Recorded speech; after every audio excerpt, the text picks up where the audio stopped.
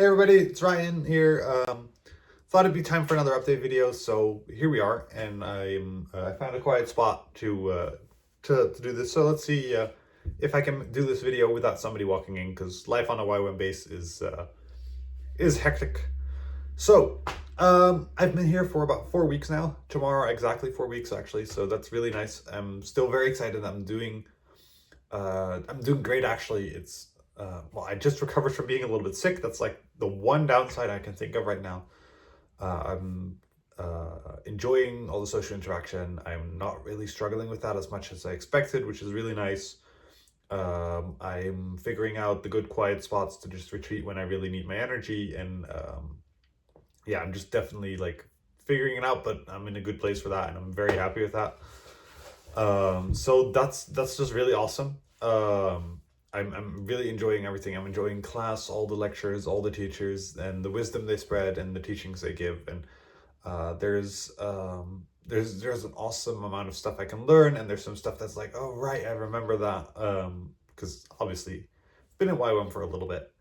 But like it's a really good mix of just reminders and new information, and I'm really enjoying that. I also have an awesome class, which is just amazing.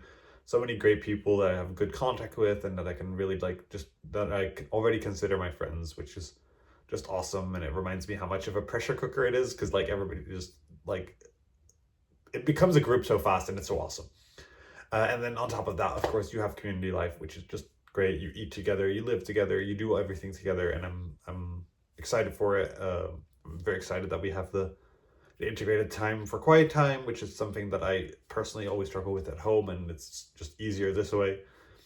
Um, and then of course, as a community, we also do activities together, which is awesome. Like the one we did yesterday, which I want to share a little bit about, because we went sledding.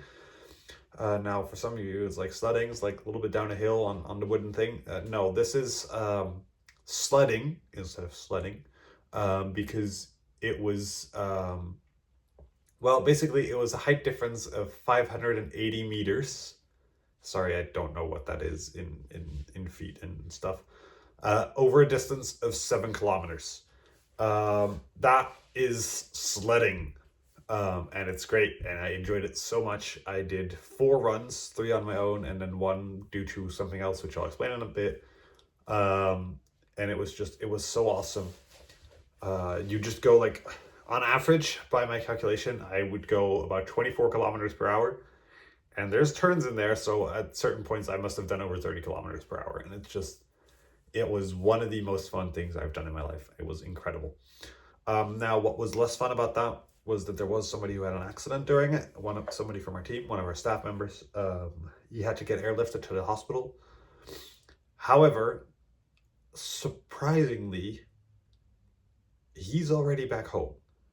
As in, miraculously, he really, like, everybody expected him to be out for a while, maybe to not even be able to go to outreach, but no, he's here already, and they released him from the hospital, and they said, you'll be fine. So that's really awesome, and we're really thankful to God for that, that he's just like blessing us that way, and really giving us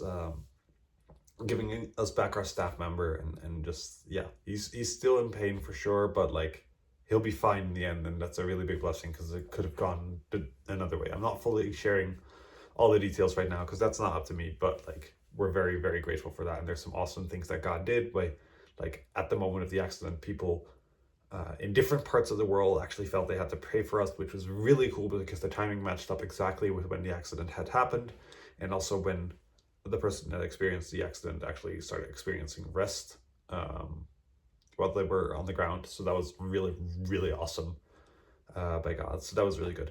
And now I mentioned outreach in that. Yeah.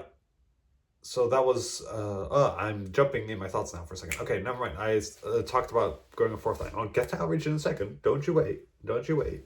Building up tension. Don't you wait. That's a weird sentence. Anyway, doesn't matter. So basically, after I went 3 times, I had to go a fourth time to pick up that staff member's sled. That was interesting, because we went with 2 people on the sled, because otherwise I couldn't bring it down, the other one.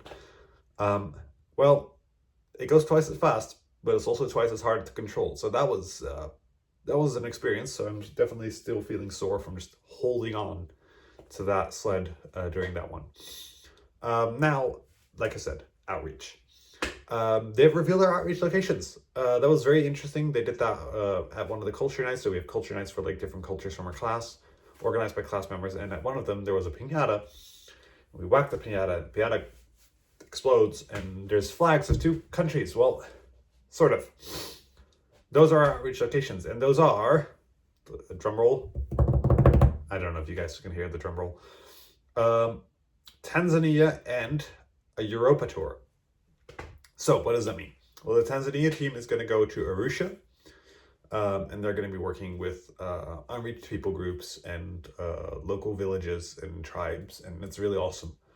And then the Europa tour is going to visit about 11 cities by train, hopping through Europe, and doing local ministry there, and doing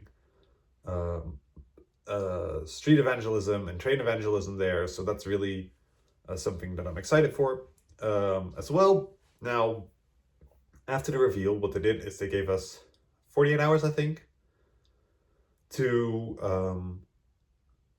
whoa, I lost my train of thought, sorry. They gave us 48 hours to pray and talk with their parents and just really like ask the Lord, like, where do you want me? And in the end, you would submit a paper with your first and secondary choice, and then the staff members would go and pray about it, and they would deliver the teams at some point, which they did 2 days ago on Friday. They revealed the teams, and I am going to do the Europa tour. I'm very excited for that. I am definitely looking forward to that. It's going to be a fun challenge. It's going to be a challenge for sure. Because it's going to be a lot of changes, and you guys know me a little bit. I'm not that big on changes, but God has always kind of during missions made it possible for me to live through that and to give me the strength to do that. So I'm really trusting Him for that as well. I would reveal the exact cities, but they're not fully locked in yet. We have a plan. We just need to make sure that we can stay at each of these places. Once I know more on that, I will definitely let you guys know. So what I do have to do now is do a bunch of fundraising because the entire cost of this outreach is going to be 4,500 euros. And that's a lot of money, with 2,000 of that being due end of this month. So I'm going to do a lot of fundraising. I'm going to really have to work on that. I'm struggling with that a little bit because a lot of people, like even the people watching this, have already supported me much. So I'm really praying to God, like, hey, how am I supposed to go do this? I want to ask you guys to maybe pray about that as well, but it feels, it feels hard to ask. But maybe this is also just God teaching me that. So,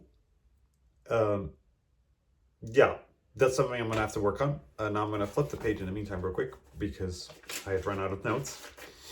I know a few things I want to say, but not all. So that's something I'm still working on. I do understand why it's so expensive though, because like you need to have a place to stay in each of these cities and then train fare, and it counts. So then what else is there to talk about? Well, the upcoming few weeks. Next week I have a European Culture Night, which is going to be great. So we're going to have to talk a bit about the Netherlands and about other European countries. There's some Swiss people in my team and somebody from Scotland, which we're going to count as Europe for now.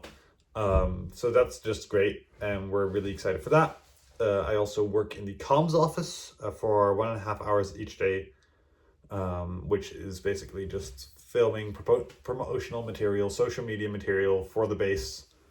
Everybody has a practical ministry on base for 1.5 hours a day, and I'm in the comms office, and that's really exciting, and it's a lot of fun. So if you're following the Instagram of YWAM Lausanne, you might occasionally see some stuff I made. So that's awesome. We're also doing local outreach, which is a lot of fun as well. So we go into the street and we do evangelism. We hand out Bibles. There's a team going to a refugee camp every week. So that's just very awesome to also experience. So I'm really enjoying that and very excited for the next ones of those. And then we have some awesome themes coming up, including next week, which is following Jesus. So I'm really excited about that. So yeah, I'm just really getting into it now, and I'm super excited. I'm still having a lot of fun here. So yeah, that's basically how it's going now. I thought I'd just tell you guys a little bit about it, tell you guys the fun and the less fun. And then, yeah, that's kind of my update video. If you guys have any questions um, or just want to catch up a bit, raise your hand now, then put it back down and send me a message because I can't actually see your hand. And yeah, just don't be afraid to do that. Definitely just send me a message. I'd love to just connect and talk, or answer questions or whatever. And then I'll talk to you guys soon. See ya.